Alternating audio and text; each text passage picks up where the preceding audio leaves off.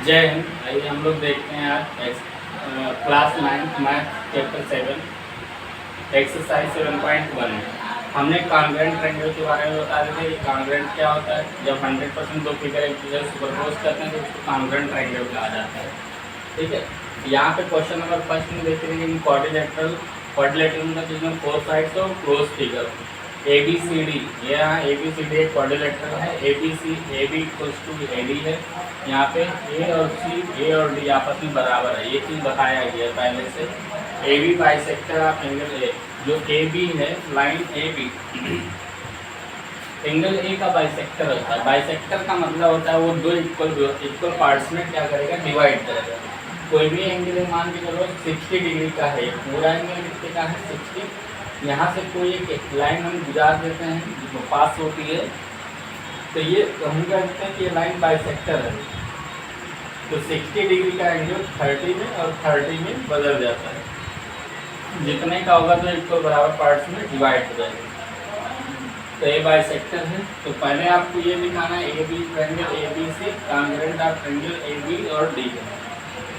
तो इसमें शो करना है, देखो शो दैट और प्रूव दैट में डिफरेंस होता है। शो करना है तो हम इसको दिखाते हैं। जो ट्रायंगल हमको कॉन्ग्रुएंट प्रूव करना है, दिखाना है, वो पहले हम ट्रायंगल ले लेंगे। उसी ट्रायंगल में हम कंपेयर करेंगे। AB ट्रायंगल ABC और ट्रायंगल ABD हो जाएगा।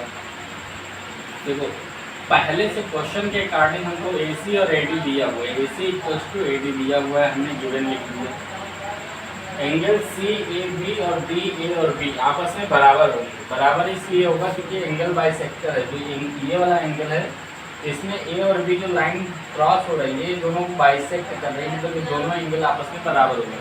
कितने डिग्री का एंगल होगा उससे जरा सा फर्क नहीं पड़ेगा, बस ये दोनों एंगल्स आपस में क्या होंगे, इक्वल। अगर ये 60 का होगा तो ये भी 60 का, 20 का तो 20 का, 30 का 30 का, 50 का 50 का होगा। डजंट मैटर, बस ये ध्यान देना कि बाइसेक्टर को दो एंगल इक्वल होगा। दूसरा AB और BA जो साइड है, AB साइड है और B और A साइड है, दोनों में कॉमन है। इस वाले ट्रायंगल में भी और इसमें भी कॉमन ट्रायंगल साइड आ रहा है। ठीक, तो इसलिए हम इसको ले लेंगे। देखो हम जब प्रूविंग क्वेश्चन पढ़ाएं तो हमको 3 क्राइटेरियाज के बारे में बताया गया, मतलब हर क्राइटेरिया में हमको 3 चीज़ फॉलो करना चाहिए। तो हमको 3 चीज़ मिल रहा है। देखो साइड मिल रहा है, एंगल मिल रहा है, साइड मिल रहा है। ठीक, साइड एंगल साइड से एक दूसरे के कॉन्ग्रुएंट हो जाएंगे। यहाँ पे हमने लिख दिया है angle ABC congruent of angle AB और D बाय साइड एंगल और साइड। देखो दोनों आप जो एंगल है आगे पीछे का एंगल इक्वल है, इंक्लूडिंग आगे पीछे का साइड इक्वल है, इंक्लूडिंग एंगल इक्वल है आपस में, इसलिए एंगल साइड आएगा। हमने बताया था कि एंगल और साइड कब लगेगा, साइड एंगल और साइड कब लगेगा। ये दोनों में बहुत कंफ्यूजन होता है, एंगल साइड। ठीक, तो ये तभी लगेगा साइड एंगल साइड तभी लगेगा जब बीच वाला एंगल इक्वल होगा।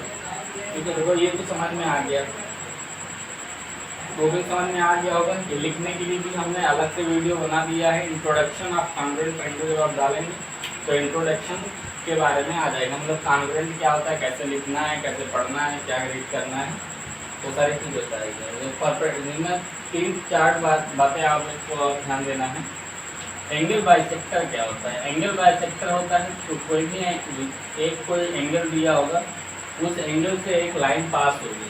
जैसे ये कोई एंगल दिया है, मान लो 120 डिग्री का, तो इससे कोई लाइन हम पास करवा देते हैं। ये पास हो रही है लाइन, सपोज करिए, तो ये 120 डिग्री है, ये 60 और प्लस 60 में चेंज हो जाएगा। ठीक है, परपेंडिकुलर अगर कोई भी लाइन एक दूसरे पे है तो ये होगा 90 डिग्री का कोण बनाएगा। शो दैट और प्रूफ में बहुत माइनर सा डिफरेंस होता है।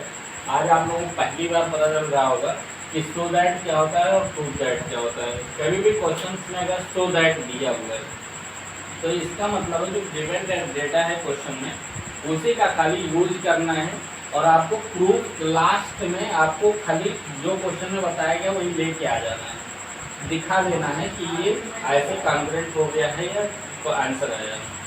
ठीक, इसमें बहुत ज़्यादा लॉजिकल लिखने की ज़रूरत नहीं है। ये देखो यहाँ पे हमने खाली एक स्टेटमेंट लिखा है, जो दिया हुआ था वो और लास्ट में हमने लिख दिया है साइड एंगल साइड का क्राइटेरिया लिख दिया है।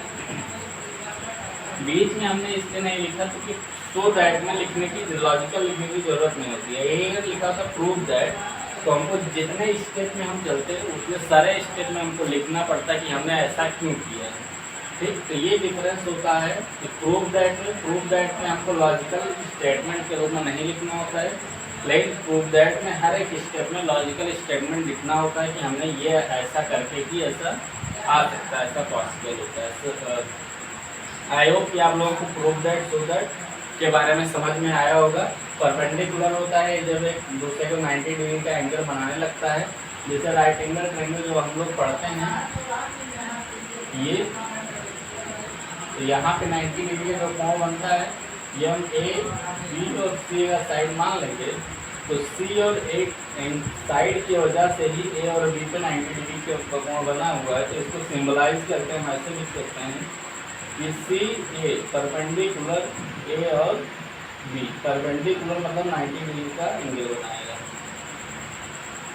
ठीक, आई होप कि आप लोगों को समझ में आया होगा। अब नेक्स्ट क्वेश्चन हम देखेंगे नेक्स्ट वीडियो में। Thank you.